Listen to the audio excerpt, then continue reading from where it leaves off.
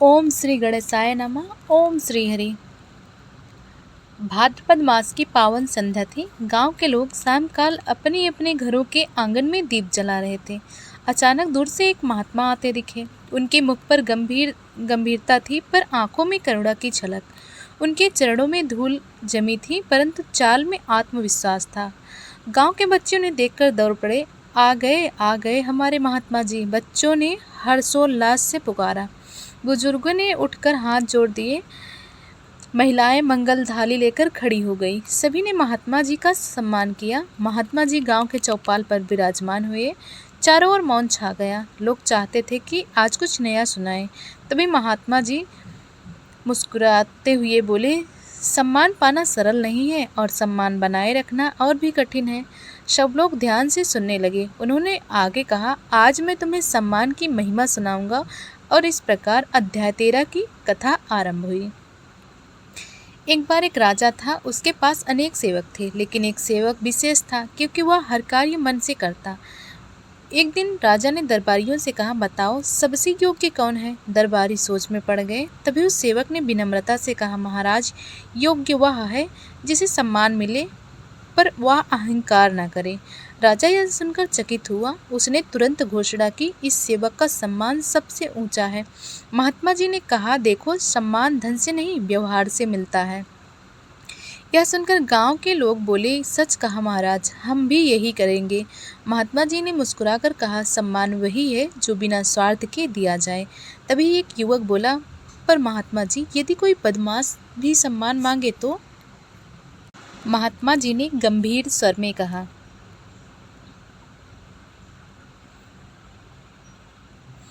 सम्मान हर किसी को दो, क्योंकि भगवान हर हृदय में है। लोगों ने एक स्वर में कहा, जय हो।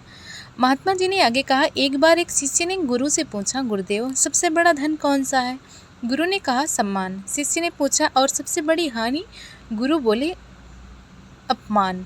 शिष्य ने कहा, क्या यह धन सोना चांदी से बड़ा है? गुरु ने कहा, हाँ, क्योंकि सम्मान से ही जीवन की शोभा है। महात्मा जी ने समझाया, इसलिए बच्चे, कभी किसी का अपमान मत करना।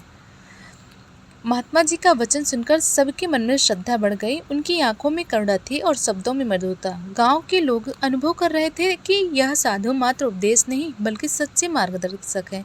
तभी एक वृद्ध उठ खड़ा हुआ। उसने हाथ जोड़कर कहा, महात्मा जी, क्या सम्मान केवल बड़े लोगों के लिए ही है? महात्मा मुस्कुराकर बोले, नहीं बाबा, सम्मान उस छोटे से बच्चे का भी करो जो तुम्हें सच्चाई सिखाए। लोग एक दूसरे की ओर देखने लगे। महात्मा ने आगे कहा, सम्मान में ही संसार की नींव है। बिना सम्मान के ना मित्र टिके, ना परिवार। तभी महात्मा ने एक और कथा सुनाई। एक गांव में एक छोटा सा किसान था। उसके पास केवल 2 बैल और थोड़ी सी जमीन थी, लेकिन उसका स्वभाव बहुत नम्र था। जो भी गांव में आता वह आदरपूर्वक उसका सत्कार करता। एक दिन स्वयं भगवान वेश बदलकर उसके घर आए। किसान ने उन्हें अतिथि मानकर चरण धोए, साधारण सी खिचड़ी बनाकर प्रेम से खिलाई। भगवान प्रसन्न हुए और बोले, वत्स, तूने हमें सम्मान दिया, यह सबसे बड़ा धन है। किसान ने झुककर कहा, प्रभु, मैं तो सबको आपका रूप मानकर सेवा करता हूँ। भगवान ने आशीर्वाद दिया और कहा, तेरे घर कभी अन्न की कमी नहीं होगी। महात्मा जी बोले, देखो भाइयों, सम्मान और सेवा ही भक्ति का आधार है। गांव का एक युवक बोला, महात्मा जी, आजकल लोग धनवान का ही सम्मान करते हैं। महात्मा ने गंभीर स्वर में कहा, धनवान का सम्मान करना बुरी बात नहीं, परंतु निर्धन को तुच्छ समझना सबसे बड़ा अपराध है। सब लोग गहरी सोच में पड़ गए। तभी एक बच्चा बोला, महात्मा जी, अगर कोई हमारा अपमान करे तो हम क्या करें? महात्मा ने प्रेम से समझाया, बच्चे, अपमान सह लेना भी बड़ा सम्मान है, क्योंकि इसमें अहंकार टूटता है। सबने एक स्वर में कहा, सत्य है, सत्य है। एक बार एक शिष्य अपने गुरु के पास आया। उसने कहा, गुरुदेव, मैं आपके लिए क्या सेवा करूं? गुरु ने कहा, तू पहले गांव के सबसे गरीब व्यक्ति को ढूंढ और उसका सम्मान कर। शिष्य गया और उसने एक भिखारी को भोजन कराया। उसे अपने घर बुलाकर और चटाई पर बिठाकर सम्मान दिया। भिखारी भावुक होकर बोला, बेटा, तूने आज मेरे लिए जीवन बदल दिया। शिष्य ने यह बात गुरु को बताई। गुरु बोले, यही सच्ची शिक्षा है बेटा, दूसरों को सम्मान देना ही सबसे बड़ा धर्म है। महात्मा जी ने गांव वाले की ओर देखते हुए कहा, यदि तुम चाहते हो कि भगवान तुम्हें सम्मान दे तो पहले अपने समाज, अपने पड़ोसी और अपने परिवार का सम्मान करो। यह सुनकर सब भाव विभोर हो गए। महिलाएं आंखों में आंसू लिए बोली, महात्मा जी, आपने तो आज हमारे जीवन का मार्ग ही बदल दिया। बच्चे हर्षित होकर बोले, अब हम सबको प्रणाम करेंगे। बुजुर्गों ने कहा, सच्चा सम्मान ही सबसे बड़ा धर्म है। चौपाल पर वातावरण दिव्य हो गया था। महात्मा जी का चेहरा चंद्रमा की तरह शीतल लग रहा था। लोग उनके वचनों में डूबे हुए थे। तभी उन्होंने सबको संबोधित किया, अब मैं तुम्हारी परीक्षा लूंगा। सब लोग चौंक के उठे। गांव का प्रधान बोला, महात्मा जी, कैसी परीक्षा? महात्मा जी ने धीरे से कहा, सम्मान की परीक्षा। लोग एक दूसरे को देखने लगे। महात्मा जी ने कहा, मैं तुम्हें 3 अवसर दूंगा और देखूंगा कि तुम सम्मान करते हो या नहीं। सबने एक स्वर में कहा, हम तैयार हैं। अगले दिन सुबह गांव के रास्ते पर एक अपरिचित साधु आया। वह फटे वस्त्रों में था और भूखा लग रहा था। कुछ लोग उसे देखकर मुस्कुराए, कुछ ने उपेक्षा की, लेकिन गांव में एक छोटा बालक ने उसे प्रणाम किया। उसने अपने घर से रोटी लाकर साधु को दी। साधु भावुक हो गया। शाम को महात्मा जी ने सभा बुलाई और पूछा, आज तुमने क्या किया? बालक ने हाथ जोड़कर कहा, मैंने उस साधु को भोजन कराया और चरण स्पर्श किया। महात्मा जी ने कहा, यही पहला सम्मान है, अजनबी को भी भगवान मानना। सब लोग तालियां बजाने लगे। दूसरे दिन गांव में एक झगड़ालू आदमी आया। वह सबको डांटता और अपमानित करता। लोग उससे दूरी बनाने लगे, लेकिन एक गांव की एक वृद्धा ने शांत स्वर में कहा, बेटा, तू क्रोधित है, पर मैं तुझे आशीर्वाद देती हूँ। वह व्यक्ति सन्न रह गया। महात्मा जी ने यह घटना सुनी और बोले, सम्मान केवल अच्छे को नहीं, क्रोध को भी देना चाहिए। यही दूसरा अवसर था और वृद्ध ने परीक्षा उत्तीर्ण की। तीसरे दिन एक निर्धन ब्राह्मण गांव आया। उसके पास न भोजन न वस्त्र। लोग सोच में पड़ गए कि इसे क्या दूं।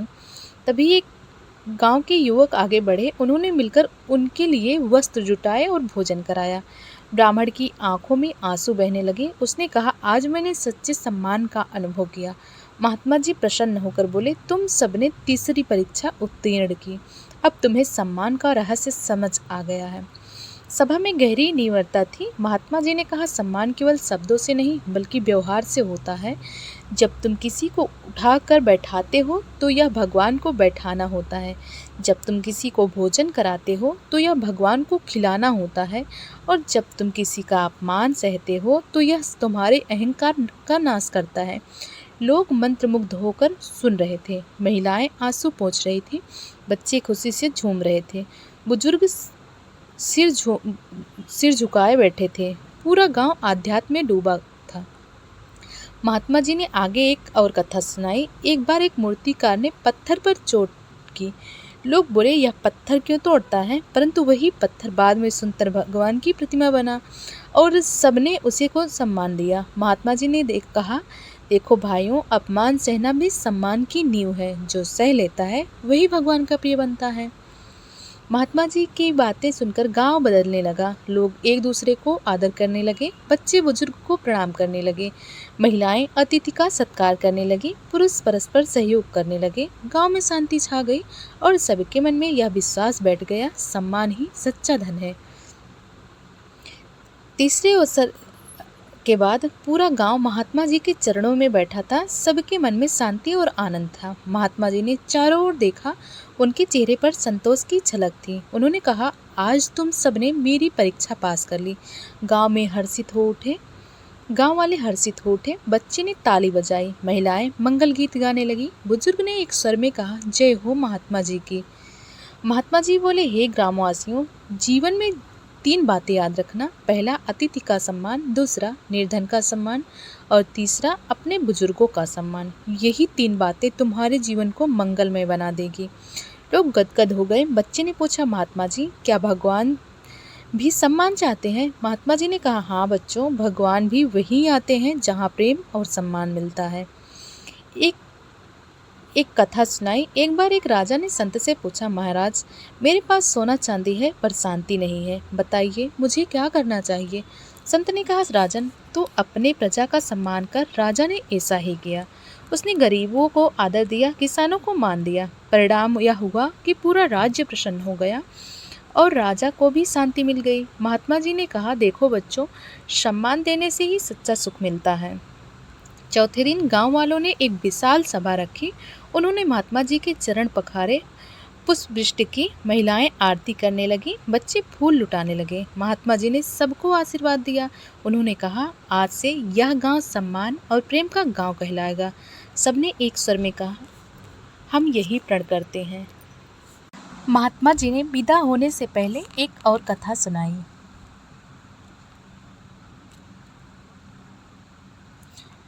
एक बार एक गौरैया पक्षी ने देखा कि भगवान का नाम कोई नहीं ले रहा। उसने निश्चय किया कि मैं ही प्रभु का सम्मान करूंगी। वह रोज सुबह उठकर भगवान को प्रणाम करती। धीरे धीरे पूरे गांव उसकी चहचहाहट से प्रेरित हो गया और सबने भगवान का नाम लेना शुरू कर दिया। महात्मा जी बोले, देखो भाइयों, एक छोटी सी चिड़िया भी सम्मान दे सकती है, तो हम क्यों नहीं। सूर्यास्त होने को था, आकाश में लालिमा छा गई थी। महात्मा जी गांव से विदा होने लगे। लोग उनके पीछे पीछे चल पड़े। कुछ बच्चे उनके वस्त्र पकड़कर रोने लगे। महात्मा जी ने उन्हें गले लगाया। उन्होंने कहा, मत रो बच्चों, जब जब तुम किसी को सम्मान दोगे, समझना मैं तुम्हारे पास हूँ। लोग भाव विभोर हो गए। गांव का वातावरण भक्ति और आनंद से झूम उठा। और इस प्रकार भाद्रपद मास महात्म्य कथा अध्याय 13 का दिव्य समापन हुआ। यदि आपको यह पावन कथा अच्छी लगी हो तो इसे लाइक करें, अपने मित्रों और परिवार के साथ शेयर करें और ऐसी ही दिव्य प्रेरणादायी कथाएं सुनने के लिए हमारे चैनल को सब्सक्राइब करना ना भूलें। आपका एक छोटा सा सम्मान हमें और भी भक्ति कथा लाने की प्रेरणा देता है। जय श्री हरि, जय भोलेनाथ।